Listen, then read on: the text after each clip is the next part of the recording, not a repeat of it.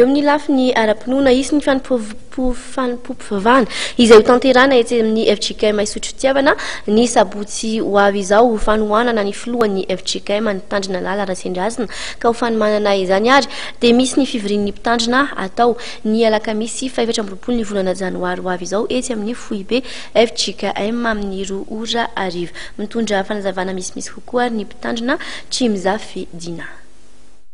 FJKM Isotry Fitiavana miasa botsy ho avy izao amin'ny sasany dia antsona isika mpitandrina FJKM rehetra ho tonga ao amin'ny trano ifanomezan-tsoa varavarana 1:9 amin'ny alakamisy ho avy izao amin'ny 2:00. Zava-dehibe nodiny antsika eo ho fanomanantsika ifanompompivavahana io sy ny hetsika rehetra izay atao ho fiarahantsika mientana sy ho fiarahantsika miombona ny amin'ny filohan'ny FJKM ny amin'ny zavatra izay nahazo azy tamin'ny herinandro lasa teo dia manantena ny fahatongavantsika mpitandrina FJKM maro ho fanomanana izany fotoana izany.